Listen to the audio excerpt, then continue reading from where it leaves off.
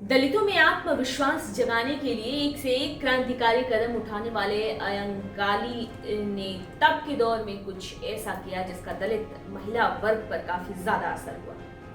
जैसे कि उनकी जिंदगी ही बदल गई। दलितों के अधिकारों के लिए संघर्ष और विरोध प्रदर्शन करने वाले, दलितों के शिक्षा के अधिकार के लिए आवाज उठाने वाले अयंकाली के बारे में हमने पार्ट 1 और पार्ट 2 में कई जानकारियां आपको दी थी, और अब पार्ट 3 में हम आपको बताएंगे कि कैसे 28 अगस्त 1863 को पैदा हुए तिरुवनंतपुरम के अयंकाली ने 25 साल की उम्र से ही दलितों के अधिकारों के लिए आंदोलन किया और दलित महिलाओं की अस्मिता के लिए अपना भरपूर योगदान दिया, और कैसे उन्होंने आंदोलन कर दलित महिलाओं को केरल में अपना स्तन ढकने का अधिकार दिलवाया, जिसके बाद वो ब्लाउज पहनने लगी।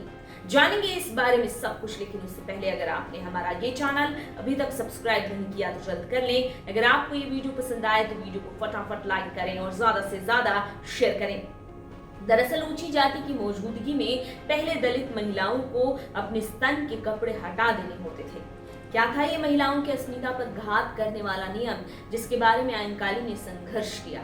तब के समय में दरअसल ये जो नियम था उसके बारे में कुछ इस तरह से कहा जाता है कि तब के समय में दलित महिलाओं को स्तन ढकने तक का अधिकार नहीं था। शरीर के ऊपर के हिस्से पर बस उन्हें पत्थर का कंठार पहनने का हक दिया गया था, और ऐसा ही कुछ गहना कलाई पर भी उनको बांधना होता था। कान में सोने की, चांदी की बालियां नहीं होती थी। उन महिलाओं के कान में लोहे की बालियां डालना होती थी। स्त्री के साथ ऐसा व्यवहार पुरुष सत्ता और जाति सत्ता का बेहद क्रूर एग्जाम्पल था। तब बस गुलामी का एहसास कराने वाले इसी प्रतीक से मुक्ति के लिए अयंकाली ने आंदोलन शुरू कर दिया। अयंकाली ने आंदोलन शुरू किया दक्षिणी त्रावणकोर से।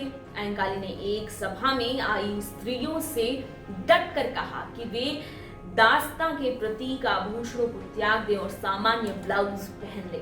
महिलाओं का इस तरह से विद्रोह करना सवर्णों को फिर पसंद नहीं आया, जिसका परिणाम दंगे के तौर पर मिला। पर इतने में ही दलितों ने हार नहीं मानी। आखिर में सवर्णों को समझौता करना ही पड़ा। अयंकाली और नायर सुधारवादी नेता परमेश्वरम पिल्लई की मौजूदगी में हुआ कुछ ऐसा कि गुलामी के प्रति ग्रेनाइट के कंठारों को सैकड़ों दलित महिलाओं ने उतार फेंका। ये स्तन ढकने के अधिकार के लिए आंदोलन करने की बात, लेकिन अलग अलग मोर्चों पर दलितों के अधिकार के लिए संघर्ष करते ही रहे अयंकाली। तब होता ये था कि पुलायार खेतिहार मजदूर के तौर पर काम करते और बेगार की तरह सेवा करते, पर इतने पर भी भूमि स्वामी इन काम करने वाले लोगों को कभी भी बाहर निकाल सकते थे। श्री मूलम प्रजा सभा के सदस्य के तौर पर अयंकाली ने मांग उठाई कि पुलायारों को रहने के लिए घर दिया जाए और खाली पड़ी जमीन मुहैया कराई जाए। हुआ ये कि 500 एकड़ भूमि सरकार ने आवंटित की, जिसको 500 पुलायार परिवारों में बांट दिया गया, प्रति परिवार 1 एकड़। ये अयंकाली की एक बहुत बड़ी जीत थी, जबकि जातिवाद बहुत फैला हुआ था। 1904 में ही दमे की बीमारी ने अयंकाली को शिकार बना लिया, और 24 मई 1941 से उनकी तबीयत काफ़ी ज़्यादा ख़राब हो गई। इसके बाद 18 जून 1941 को उनका निधन हो गया। तो अयंकाली की ये पूरी स्टोरी, ये पूरी जानकारी आपको कैसी लगी?